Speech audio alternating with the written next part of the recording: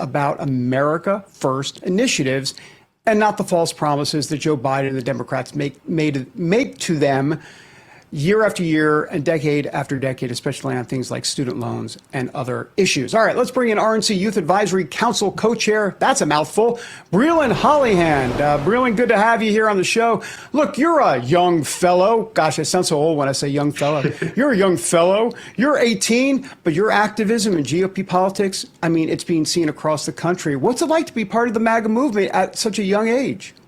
Yeah, it's amazing, David. Happy Thursday to you. Appreciate you having me back. You and I spoke throughout the course of the campaign. We spoke years ago when I just started the RNC Youth Advisory Council, and all the way back then I was predicting that it was a possibility for President Trump to make history as the first Republican candidate in the 21st century to win the youth vote. And President Trump did, because he put a lot of hard work into reaching out to Gen Z. That poll that you showed right there is historic. We haven't seen numbers like that in decades. But President Trump had a very clear message. He was authentic, and he put out a policy plan that would actually improve the lives of Americans. I visited 10 college campuses in the last month before Election Day, and all 10 college campuses, I had at least one or two people come after the speech saying, hey, I actually came to protest you, wasn't necessarily a fan of yours before this, but I listened, and I heard an actual thought-out plan, something that we're not hearing from the Kamala Harris campaign at the time.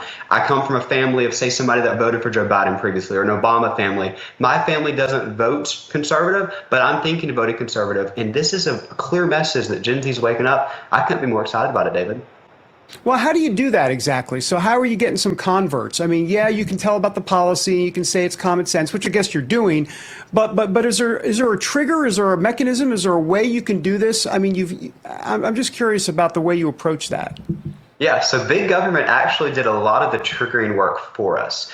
So if you look back in history, some context here, the Vietnam War, kind of the hippie movement or revolution, is an era where a lot of young people at the time broke from their parents and moved more liberal. COVID coming in now in modern history is a historical context where a lot of young people moved from their parents and moved more conservative because we saw how bad big government was at its worst. Big government told my generation that we had to be shut out of school for a year and a half, that we had to strap that diaper to our face, that we were evil, horrible human beings, David, if we tried to go visit Granny for Thanksgiving dinner. So all I had to do was go to the college campuses and say, hey, do you remember when big government tried to control your life? Do you remember what that little taste of authoritarian tyranny was? Yeah, we don't want that again, do we? So you got to vote against Kamala Harris. You got to vote against the radical DNC machine. And a lot of people actually listen. People that typically would have been like, I know politics, not giving it the time of day. I'll deal with that when I'm an actual adult. Politics affected their lives directly in middle school and high school. Therefore, when they had the opportunity to actually vote for change, they did in large historic numbers. Yeah.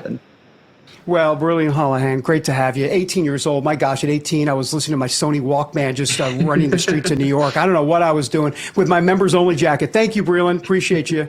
Thanks so much. Appreciate you. Have a good weekend. All right, you too. Coming up, a crown of faith, the newly crowned